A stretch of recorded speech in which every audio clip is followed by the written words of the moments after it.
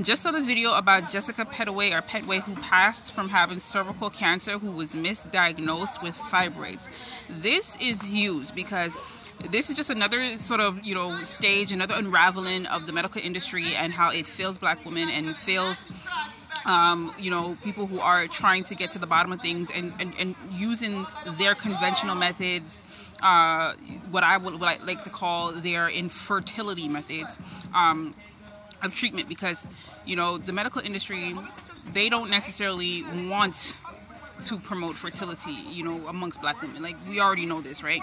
But when you are now at risk of, being cut off from life because of a misdiagnosis, because you relied on somebody in a white coat, you relied on an establishment, and they failed you, it's time to go back to the drawing board. It's time for us to really think about what is the better way. What can we do? We already know that they're failing us.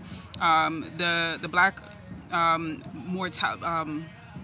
mortality rate for mothers, newborn mothers, maternal mortality rate, okay, is skyrocketed. Okay, it's high, and it doesn't seem like it's going down, right? And this is just like another level. So now, not only are they going to tell you when you have fibroids, and of course it's not new, but not only do you have to worry about being told that your fibroids are nothing to worry about, or not even being told that you have fibroids, just going on for years and years without a diagnosis for fibroids.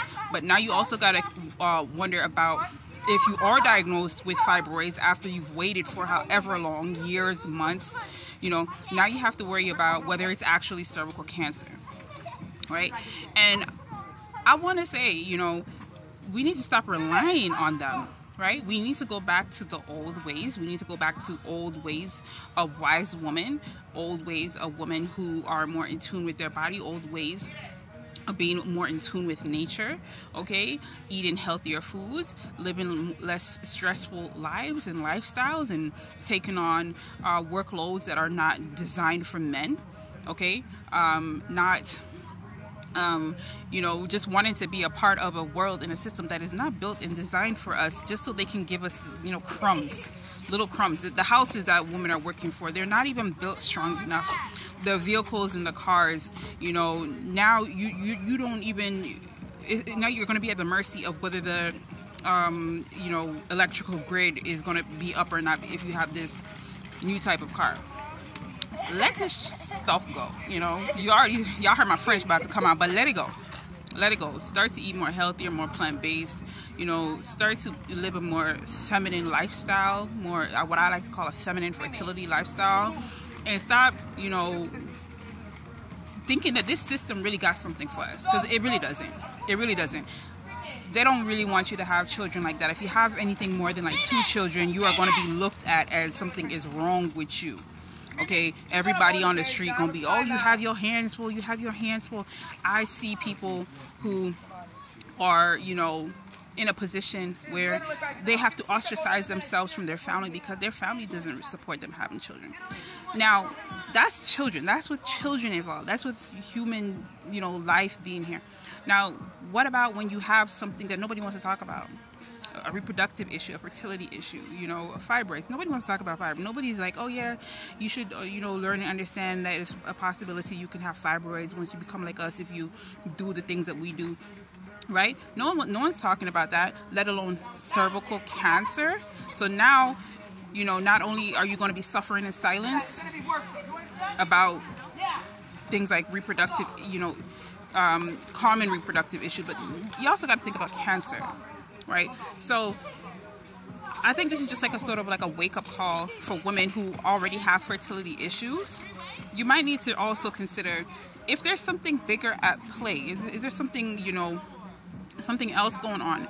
And I would like to say that if you do have these issues, fibroids, endometriosis, adenomyosis, PCOS, it's not that far off from cancer, because these things that I just mentioned, fibroids, endometriosis, adenomyosis, and the different, reproductive fertility issues, they stem from damaged cells, right? So fibroid grows from a damaged cell. Endometriosis grows from a damaged cell. PCOS, that in and of itself is like several damaged cells, you know, and this stuff spreads. It's just not that different from cancer. All disease is the same, right? And so if you already have this issue, the same thing that is feeding the fibroids can feed cancer. Cancer is not, it's really not that different. So, you know, we need to start treating these reproductive issues and these cancers as though they are one in some degree, you know, because a lot of times, like I said, a lot of what feeds one feeds the other. The sugars, the dairy, the white food, the stress, all of this stuff has an effect on the reproductive system and organs, and it just shows up differently, you know, how it can express itself. It might be to a lesser degree. Maybe you have less fibroids than somebody else. Maybe you have, you know, endometriosis, while somebody else might have full-blown cancer, because even with endometriosis, there are different stages of endometriosis, there are different stages of fibroids, okay, different stages of PCOS, and when it gets to a certain level, it could just turn into cancer. A fibroid is a mass. It is a tumor. It is a tumor. When I had my fibroid, it was a benign tumor. So they're even classifying it very similar. Benign tumor. What does that sound like? Benign cancer. They're telling you what it is, right? So, you know, I just want to say, don't feel like you don't have any control over the situation. Don't feel like, you know, you are at the mercy and the risk of your doctor and their diagnosis. You, first and foremost, are your own doctor. A lot of women that I speak to when I do my clarity calls, my discovery calls, they already know what's wrong with them. You already know what's wrong with you. You already know what the problem is. And unfortunately, a lot of the problems, they are internal, you know, not wanting to change your diet, not wanting to change your lifestyle, doing things that you know you don't want to do, like, you know, taking care of family, taking care of everybody else except for yourself, not making time for yourself, not, you know, prioritizing your self-care, not prioritizing your fertility and your reproductive health, knowing that you want a baby, knowing that you have this fertility issue, that you sometimes, you know, bleeding out.